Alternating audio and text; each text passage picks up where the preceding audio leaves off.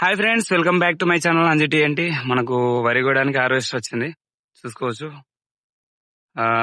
నీ రెడీ చేసుకొని ఫీల్డ్ దింకి వస్తుంది బండి. 4-5 డేస్ బదలాడ బట్టి చాలా రోజులు అని ఆయనకు ముందస్తు చెప్పిన రైతులు ఉంటారు కదా ఫీల్డ్ చేయబట్టి మనకి కొంచెం లేట్గా వచ్చింది అనమాట. మొత్తం మీద అయితే ఫీల్డ్ స్టార్ట్ అయింది. జస్ట్ కోస్తాడు ఇక టైం చూసుకోవాలి. టైం చూసుకొని టెంపరేచర్ మరీ హెవీగా ఉంది. పాపం నైట్ కూడా కోస్తారట. బాగా స్టార్ట్ అయింది ఇక. హర హర మహాదేవ, ఓం నమ శివాయ. దేవుని దగ్గర ఫీల్డ్ అయితే మంచిగా నడవాలి. పైన ఎండ, మిషన్ హీటు, ఇవన్నిటిని తట్టుకొని మిషన్ నడిపేయడం అంటే చాలా కష్టమైన పని. మళ్ళీ దుమ్ము ఒకటి, ఈ దుమ్ముతో కూడా చాలా ప్రాబ్లం ఉంటుంది. ఒకసారి అతనితో కూడా మాట్లాడించే ప్రయత్నం చేద్దాం మనం. మొత్తం మీద మన ఫీల్డ్ ఇది ఒక 2 ఎకరాలు ఉంటుకోవచ్చు. మొత్తం గట్టిగా ఎండిపోయింది, చూసుకోవచ్చు. గట్టిగా ఎండింది.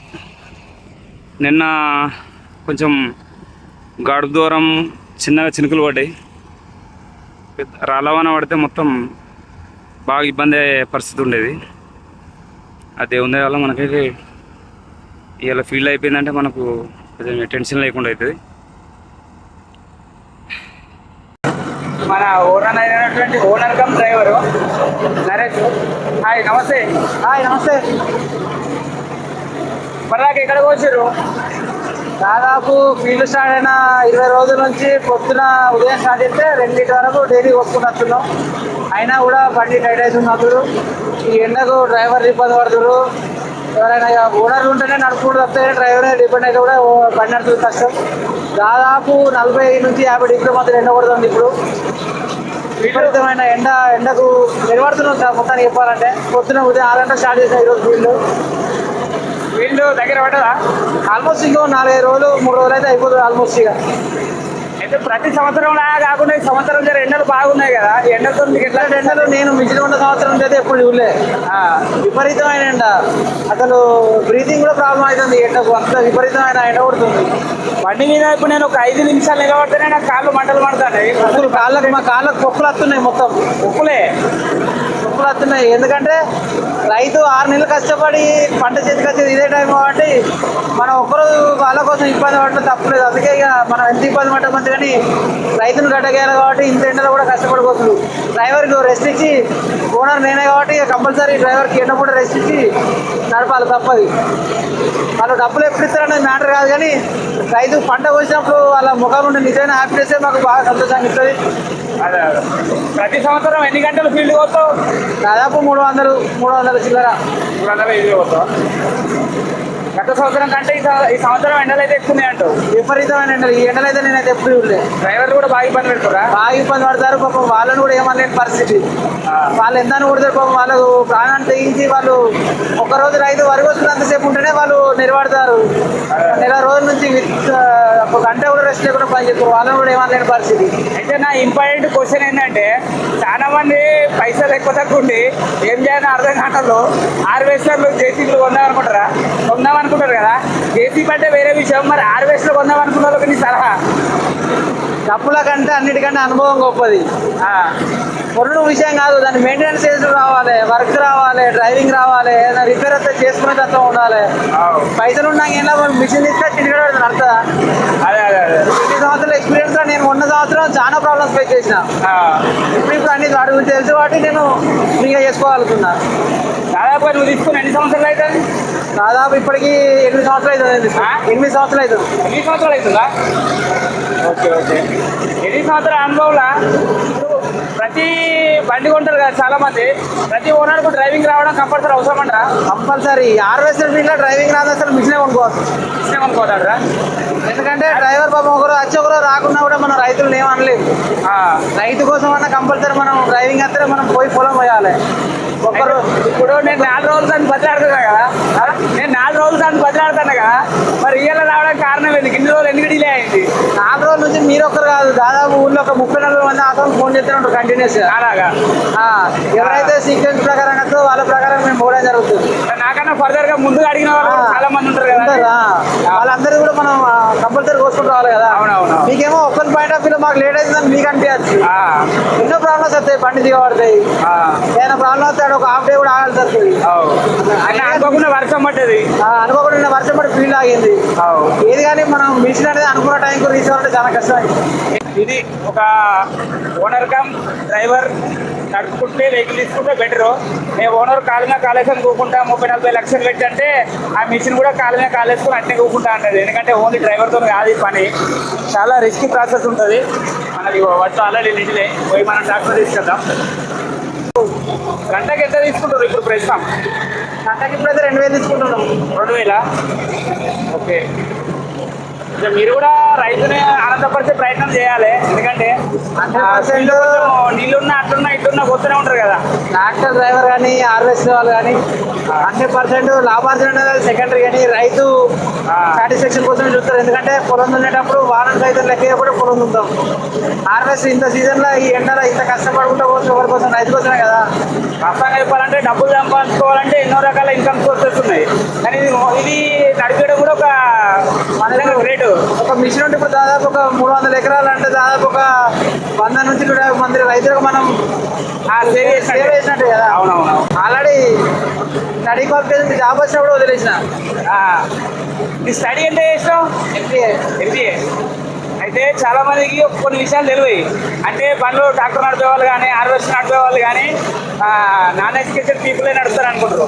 మనం ఏంటంటే మనకు నచ్చిన ఫీల్డ్ చేయాలి, మనమే బాస్ లాగా ఉండాలనుకొని ఇష్టంగా చేసే ఫీల్డ్ కూడా కొన్ని ఉంటాయి కదా. సాటిస్ఫాక్షన్ ఉన్న వర్క్ అందరికి దొరకదు కదా. అది బాగుంటుంది, ఇది బాగుంటుంది. మనకి ఏదైనా కానీ నచ్చిన పని చేస్తే బాగుంటుంది కదా.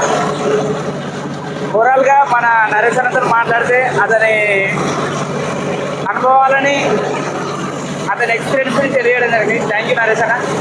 ఓకే, సో మన ఫీల్డ్ ఇంకా ఉంది. మనది 2 ఎకరాల ఫీల్డ్ అయితే కావచ్చు. పోసుకుంటూ ఆల్రెడీ అక్కడ ట్రాక్టర్లో పోసి పెట్టినాము. మొత్తం మోసం అయిపోయినాక ఎన్ని అవర్స్ పడుతుంది, ఎంత మనకు వాస్తవంగా చెప్పాలంటే రైతు అనేటోనికి అసలు ఏమి ఇల్లయి, అసలు ఎందుకు వ్యవసాయం చేస్తారో నాకైతే అర్థమవుతలేదు. ఆల్రెడీ మా పొలం 6 ఎకరాల పొలం. రైతుకు డబ్బులు సంపాదించాలనే ఆలోచన ఉండదు. రైతు అనేటోడికి డబ్బులు సంపాదించాలనే ఆలోచన ఉండదు.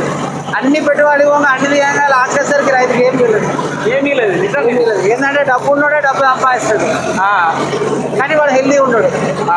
వీళ్ళు ఏంటంటే 6 నెలలు కష్టపడతారు కాబట్టి ఆరోగ్యంగా పెట్టుకుంటారు, అన్నింటినీ తట్టుకుంటారు. రైతు సంపాదించేంత మాత్రాన ఆరోగ్యంగా ఉంటారని చెప్పలే కదా. అవునవునవును. రైతు అనేటోడే హెల్దీ ఎందుకు ఉంటాడంటే 6 నెలలు వర్క్ చేస్తాడు.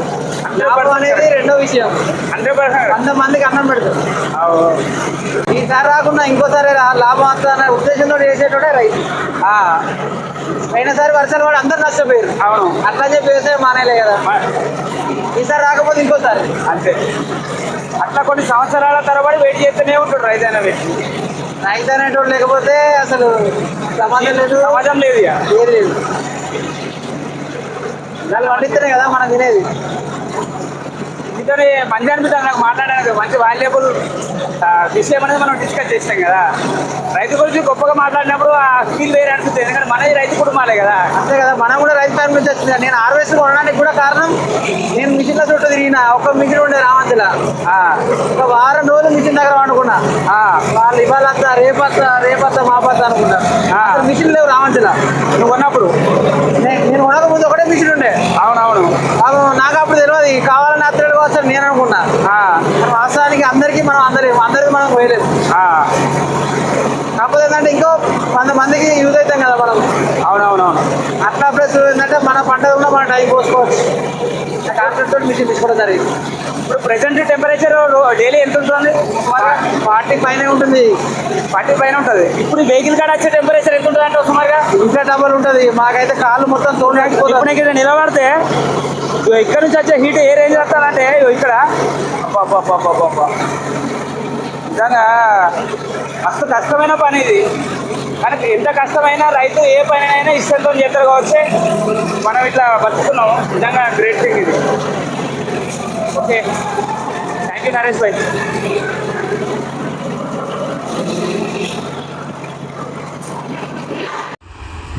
నిజంగా హార్వెస్టర్ డ్రైవర్స్ కానీ ఓనర్స్ కానీ సెల్యూట్ చేయవచ్చు. ఎందుకంటే ఈ హార్వెస్టింగ్ అంటే ఈ వరి కోత యంత్రం అనేది రాకపోతే ఇప్పటివరకు ఈ వరి అనే వ్యవసాయం చేసేటోళ్ళు మొత్తం ఆల్మోస్ట్ బంద్ అయ్యేటోళ్ళేమో.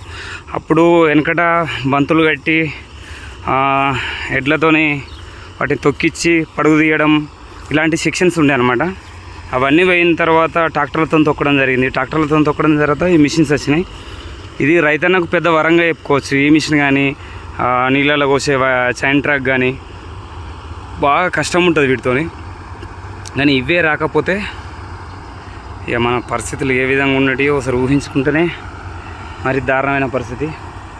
ఇప్పుడు సమయం వచ్చేసి మధ్యాహ్నం 2 ఏమో అవుతుంది. కానీ నిజంగా చాలా అంటే చాలా హార్డ్ వర్క్ ఇది, చాలా కష్టమైన పని ఇది. కానీ ఎంత కష్టమైన పని అయినా ఇష్టంగా చేస్తారు. వాస్తవంగా మా అమ్మ నాన్నకున్న ఇంట్రెస్ట్ మాకు లేకుండా అవుతుంది, మా పిల్లల వరకు అసలు మొత్తానికి ఇంట్రెస్ట్ లేకుండా అయిపోతుంది. కానీ అయినా కూడా మేబీ ట్రై చేస్తున్నాము. అది ఎట్లా అంటే రైతు కుటుంబాల నుంచి వచ్చిన వాళ్ళం కాబట్టి అంతే ఉంటుంది. మా నాన్న లైఫ్ మొత్తం ఫార్మరే. ఇప్పుడు నేనైనా ఇంకా వేరే అదేదో పని చేసుకుంటా, కానీ మా నాన్న ఫుల్ టైం ఫార్మర్ అనమాట. మొత్తం ఒక వ్యవసాయం మీద ఆధారపడి మా ఫ్యామిలీని మొత్తం పోషించింది, వేరే ఇలాంటి ఇన్కమ్ సోర్సెస్ లేకుండా. ఇప్పుడు దాదాపు పల్లెటూర్లలో 90% ఇన్కమ్ సోర్స్ ఓన్లీ వ్యవసాయమే. అంటే లక్షలు ఏం మిగలకున్నా కూడా చెత్తనే ఉంటారు అనమాట. చూడండి, అట్లా కోస్తుంది, బయట నుండి గడ్డి పడిపోతుంది, పైన బాక్స్లో వడ్లు పడుతున్నాయి, ఆ డబ్బా నిండడంతోనే మన బండ్లో పోస్తారు.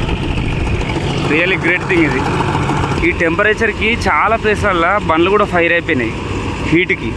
రోడ్డు మీద వెళ్తున్న ఉత్త కార్లే ఫైర్ అయితే ఇది ఎంత 55 HP ఇది ఎంత కష్టం ఉంటుంది. చాలా ఇబ్బందికరమైన పరిస్థితి. మొత్తం అన్నీ చిన్న చిన్న జెంట్స్తోనే మొత్తం ఇట్లా బాక్స్ మొత్తం ఫుల్ అయింది చూడండి పైన. సో మొత్తం దుమ్ము అంటే దారుణంగా దుమ్ము వస్తుంది. ఇది పోయి అన్లోడ్ చేసి వస్తాను నేను. బండి అన్లోడింగ్ పాయింట్ ఇక్కడికి ఐకేపీలోకి వచ్చింది. ఐకేపీ చూసుకోవచ్చు, మన వడ్లు కూడా అన్లోడ్ అవుతున్నాయి. అన్లోడ్ అయింది. అమ్మా, మీరు వ్యవసాయం చేయబట్టి ఎన్ని ఏళ్ళు అవుతుంది? 25 ఏళ్ళు. అంటే సుమారు అంచనాతో చెప్తాను మా అమ్మ. చూసుకోవచ్చు, అన్లోడ్ అయింది. ఐకేపీ తొందర మళ్ళీ హార్వెస్టర్కి అందా పోవాలి మనము.